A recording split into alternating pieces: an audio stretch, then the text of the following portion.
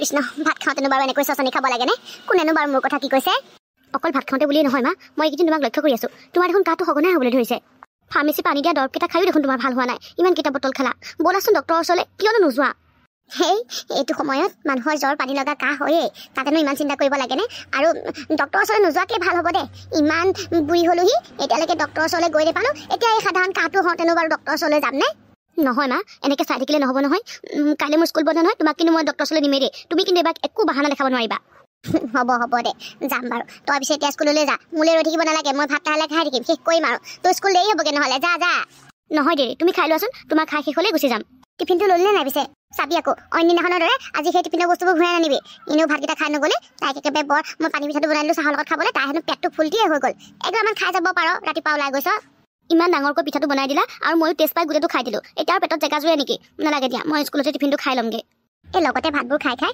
অকলে কিবা খাবলৈ মন নোযোৱা হ'ল ৰুণুৱেও আগতীয়াকৈ খাই কলেজলৈ গ'ল জুনুৱাটো একো নোখোৱাকৈ মন্দিৰলৈ গ'ল আৰু তয়ো লগতে এতিয়া এগৰা নাখাওঁ এতিয়া গিলিছোঁ চুবাইছোঁ ভাত দেখোন শেষেই নহয় দিয়া বেলেগকৈ উলিয়াব নালাগে কিন্তু তোমাৰ পৰাই এগৰা খুৱাই দিয়া খাই যা এগৰা খাই গ'লে মানে মোৰো মনটো ভাল লাগি থাকিব তই মানে সেইকাৰণে ৰুণুৰ পৰা আঁতৰি আছ মোৰ বায়ে কৈ দিছে এনেকুৱা মানুহৰ লগত বেছিকৈ ট্ৰান্স নকৰিবলৈ আৰু তইতো আমাৰ ঘৰৰ ষ্টেটাছৰ কথা জানই ন আৰু মই যি ঘৰলৈ বিয়া হ'ম সিহঁতৰতো ষ্টেটাছ আৰু বেছি ইমান হাই ফাই মানুহ ইমান ধনী মানুহ বিনয় চৌধুৰী ইমান ধনী এজন ব্যৱসায়ী সিহঁতৰ ঘৰৰ বোৱাৰী হ'বলৈ যাম এনেকুৱা আল্টু ফাল্টু মানুহৰ লগত ট্ৰান্স কৰিলে মানে শোভাও নাপায় ন তই ঠিকেই কৈছ বাৰু কিন্তু পৰীক্ষা সময়ত কি কৰিবি আমাৰ ক্লাছটোৰ ভিতৰত ৰিমি চবতকৈ চোকা ছোৱালী আৰু আমি ইমান এটা ধুনীয়া ৰিজাল্ট কৰি আছোঁ কেৱল তাইৰ কাৰণে তাই যদি আমাক ইমানখিনি নিশিকালেহেঁতেন আমিতো পৰীক্ষাত পাছো নকৰিলোহেঁতেন তাইৰ লগত যদি আমি ট্ৰান্স নাৰাখোঁ যদি তাই পৰীক্ষাত দেখুৱাবলৈ মান্তি নহয় তেতিয়া আমাৰ দেখোন পঢ়া প্ৰায় শেষেই হ'ল এইটো শেষ ছেমিষ্টাৰহে এইটো ছেমিষ্টাৰত আমি নিজেই কষ্ট কৰি পঢ়িম আৰু দেই মই যদি তাইৰ লগত ফ্ৰেণ্ডশ্বিপ ৰাখিয়ে থাকোঁ তেতিয়া বিয়াৰ পাছত তাই মোৰ ঘৰ ওলাবগৈ আৰু আমাৰ বায়ে যিহেতু তেনেকুৱা মানুহক একেবাৰে পচন্দ নকৰে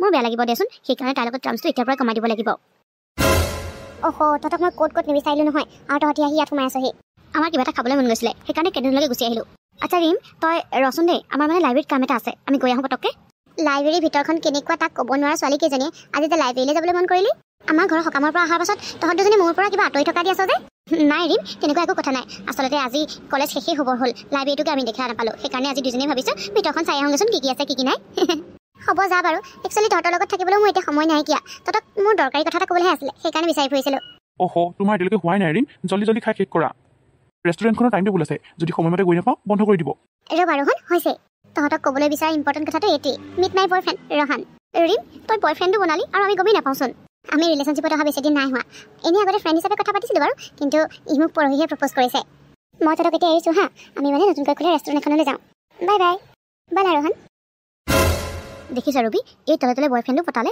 আৰু আমি ইমান লগতে আছিলে যদিও গমকে নাপালোঁ পিছত ৰোহনক চিনি পাইছেনে নাই কেনেকৈ পতিলেও এই লগত যোৱা বছৰ এইখন কলেজৰ পৰা ওলাই যোৱা আটাইতকৈ ধনী আৰু ধুনীয়া ল'ৰাটোক বাৰু কোনেনো চিনি নাপাব BMW লৈ অহা এইখন কলেজৰ একমাত্ৰ ল'ৰা কিমান ছোৱালীয়ে যে তাক বয়ফ্ৰেণ্ড বনাব বিচাৰিছিল নহয় জানো ময়ো সম্ভৱ তাৰ প্ৰেমতে পৰিছিলোঁ ৰাতি সপোনত কেইদিন তাক লিখিলোঁ চাচোন ইমানখিনি ছোৱালীক এৰি পেলাই ৰোহনে এতিয়া ৰিমৰ লিখীয়া ছোৱালী এজনীহে পালেগৈ ৰোহনহঁতৰ দেউতাকো বহুত ধনী বহুত কেইখন চাহ বাগান বহুতকেইটা কোম্পানী আছে সিহঁতৰ আমাৰ বাহঁতৰ সমানেই ধনী হ'ব তই চাবিচোন যেতিয়া ৰোহনে ৰিমহঁতৰ ঘৰৰ অৱস্থাৰ কথা গম পাব তাই কেনেকুৱা ঘৰৰ ছোৱালী ইমান অৱস্থাটো বেয়া ঘৰৰ তেতিয়া সি নিজেই তাইক এৰি দিব যি কি নহওক দে মোৰতো এইটো কথা ভাবিয়ে ভাল লাগিছে ৰিমৰ কাৰণেই হ'লেও মই যে ৰোহনক আজি ইমান ওচৰৰ পৰা লগ পালোঁ মা মই চাগে আজিও তাক সপোনত দেখিম সেইকাৰণে মানে কালি তোমাক কোৱাৰ পাছত যে মই আজি এফালে যাবলগীয়া আছে তুমি পেঘিনে সুধি আছিলা ন কলৈ যাবা বুলি কোনোবাই যদি আমাৰ দুটাক ইয়াত দেখে কি বুলি ভাবিব বাৰু তোমাৰো কি দৰকাৰ আছিলে আহিবলৈ দেখিছা অফিচৰ ইমান ইম্পৰ্টেণ্ট মিটিং এখন মই কেঞ্চেল কৰি তোমাৰ ওচৰলৈ ইয়ালৈ আহিছোঁ তুমি আকৌ মোক খং কৰিছা মই কৈছোঁ তোমাক ইয়ালৈ আহিবলৈ হা মই কৈছিলোঁ তুমি নকলেও কি আহিব নোৱাৰি নেকি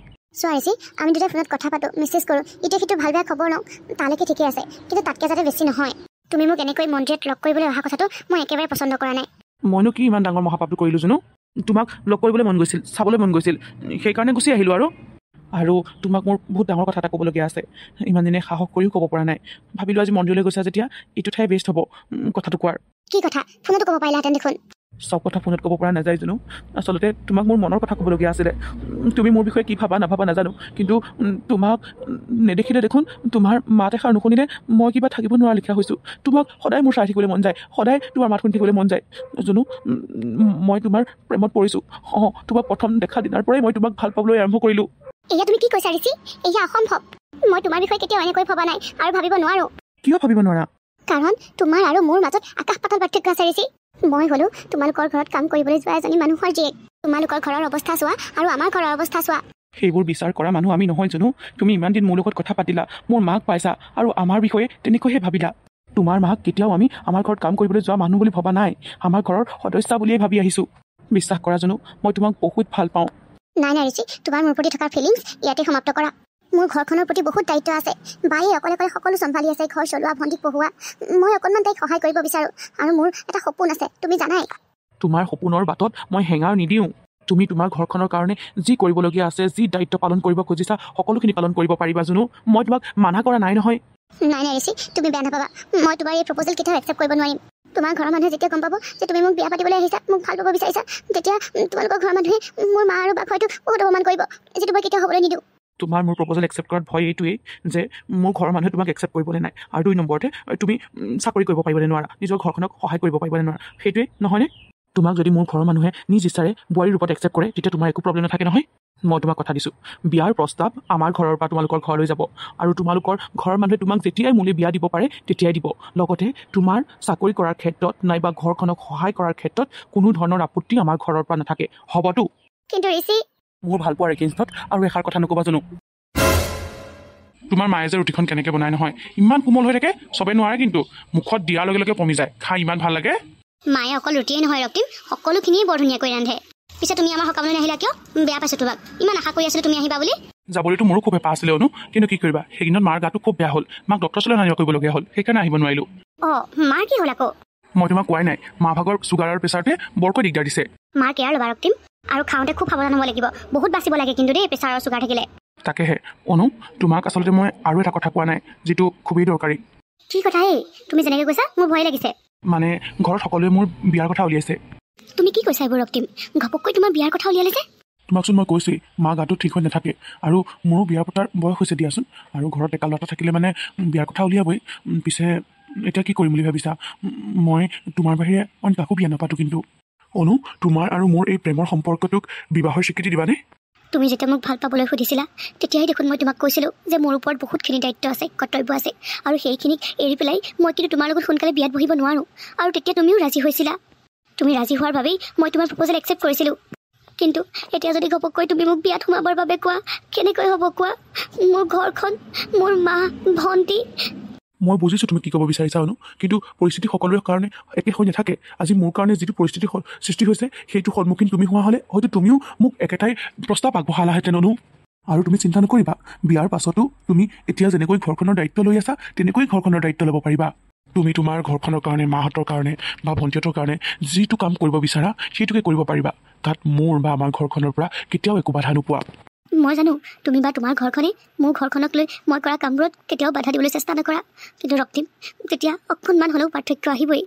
চোৱা, মায়ে লোকৰ ঘৰে ঘৰে কাম কৰি ইমান কষ্ট কৰি আমাৰ কেইজনীক পঢ়ালে, আৰু তাৰ অন্তত মই সেই চাকৰিটোত সোমাইছোঁহে মাত্ৰ।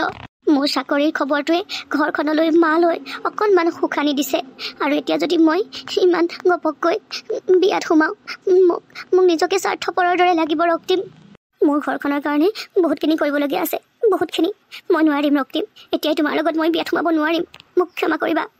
তুমি তোমাৰ ঠাইত সম্পূৰ্ণ শুদ্ধ অনু, কিন্তু এবাৰ মোৰ ঠাইলৈ আহি চোৱা। মোৰ বেমাৰী মাজনীৰ এতিয়া মাত্ৰ এটাই আশা, সেইটো হৈছে মোৰ বিয়াখন। কিন্তু মই অনুৰ বাহিৰে বেলেগক বিয়া কৰাব নোৱাৰোঁ। মই অনুক বহুত ভাল পাওঁ। নাই, মই কিবা এটা কৰিব লাগিব। মই অনুৰ মাকৰ লগত কথা পাতিব লাগিব। অনুৰ মাকে মোৰ কথাটো নিশ্চয় বুজিব, আৰু তেতিয়া তাইক বিয়াত বহিবৰ বাবে জোৰ দিব পাৰিব, তাইক মান্তি কৰাব পাৰিব। আপুনি বহুত ভাল সিদ্ধান্ত এটা লৈছে দেউতা, মই আপোনাক কম বুলি ভাবিয়ে আহিছিলোঁ এইটো কথা। তেতিয়াহ'লে কামবোৰ আৰম্ভ কৰা হওক, আৰু তাৰ বাবে প্ৰথম কাম হ'ল আমাৰ ছোৱালী বিচৰা। ৰ'ব, ইমানখিনি আগবঢ়াৰ আগত এবাৰ ঋষিক সুধি লোৱাটো ভাল হ'ব নেকি? কিয়? সি বিয়া পাতিবলৈ ৰোমান্টিক হ'ব নেকি? নাই, মই বিয়া পাতিবলৈ ৰোমান্টিক হ'ব বুলি ঠিক কোৱা নাই, কিন্তু ছোৱালী বিচৰাৰ আগত এবাৰ তাক সুধি লোৱাটো ভাল আছিলে নেকি? মানে ক'বতো নোৱাৰি, ডেকা ল'ৰা, আজিকালি ছোৱালীবোৰ দেখোন ডেকা ল'ৰাবোৰে নিজেই ঠিক কৰি থয়। কি ঠিক, আমাৰ ঋষিও যদি ক'ৰবাত তাৰ কাৰণে ছোৱালী ঠিক কৰি থৈছে। আপুনিও যদি মা, ঋষিয়ে যদি ছোৱালী ঠিক কৰি থোৱা হ'লে আমি বোৰে গম নাপালোহেঁতেন নে? নাই, মই গেৰাণ্টি দিব পাৰোঁ, সি ক'তো ছোৱালী ঠিক কৰি থোৱা নাই। জিনাই ঠিকেই কৈছে মা, মোৰ দেখোন তেনেকুৱা লিখা নালাগে। তোমালোক চবেই যদি ভাবিছা যে সি ক'তো ছোৱালী ঠিক কৰি থোৱা নাই, তেতিয়াহ'লে ছোৱালী বিচৰা কামটো আৰম্ভ কৰি দিব পাৰি। বিয়াৰ বাবে উপযুক্ত মোৰ বন্ধু এজনৰ ছোৱালী এজনী আছিলে, তেখেতে মোক এবাৰ আওপকীয়াকৈ কৈছিলেও। দেউতা, মোৰ এই ক্ষেত্ৰত কথা এটা ক'বলগীয়া আছে। মানে ঋষিৰ বাবে বেলেগত ছোৱালী বিচাৰি সময় নষ্ট কৰিব নালাগে। ছোৱালী দেখোন আমাৰ ঘৰতেই আছে। ঋষিৰ কাৰণে ছোৱালী ঘৰতেই আছে মানে জিনা, তুমি কি ক'ব বিচাৰিছা ভালকৈ কোৱাচোন।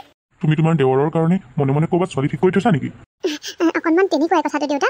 মানে মোৰ মা পাপাই কথা এটা কৈছিলে, সিহঁতৰ মোৰ দৰে মোৰ ভণ্টি জেচিকাকো এইখন ঘৰলৈ বোৱাৰী কৰি পঠিয়াবৰ মন। পাপাই আপোনাৰ লগত কথা পাতিম বুলি কৈছিলে, কিন্তু মইহে ক'লোঁ প্ৰথমতে ময়ে ঘৰত কথাটো উলিয়াই লওঁ, তাৰপাছত তোমালোক আহিবা বাৰু বিয়াৰ প্ৰস্তাৱ লৈ। ইমান ডাঙৰ কথা এটা তুমি আৰু তোমাৰ ঘৰৰ মানুহে মনে মনে ভাবি আছা, আৰু মোৰ আগতো এবাৰ কোৱা নাই যে? নহয় বিকি, মই ভাবিলোঁ প্ৰথমতে মা দেউতাহঁতৰ আগত কৈ লওঁ, মা দেউতাহঁতে বা এইটো সন্দৰ্ভত কি কয়। আৰু দেউতা, ঋষি আৰু জেচিকা দুয়োটা খুব ভাল বন্ধু বান্ধৱী, আৰু ঋষিও চাগে জেচিকাক বিয়া পাতিবৰ বাবে অমান্তি নহ'ব। মা দেউতা তোমালোকে এইটো সন্দৰ্ভত কি ভাবা? আৰু জেচিকাক আমি সকলোৱে জানোৱেই, তাই এজনী ভাল ছোৱালী, আৰু ঋষিৰ লগত তাই খুব ধুনীয়াকৈ মিলিব। আৰু এক প্ৰকাৰে চাবলৈ গ'লে ঘৰখনৰ জা-জোৱালী যদি নিজৰ বায়েক ভনীয়েকেই হয়, ভালেই হ'ব দিয়াচোন। প্ৰস্তাৱটো মই বেয়া পোৱা নাই বাৰু, তুমি কি ভাবা নিভা? মই প্ৰথমতেও কৈছিলোঁ আৰু এতিয়াও কৈছোঁ, কিবা এটা সিদ্ধান্ত লোৱাৰ আগত এবাৰ ঋষিক সুধি চাব লাগিব, নহ'লে তাৰ লগত অন্যায় কৰা হ'ব।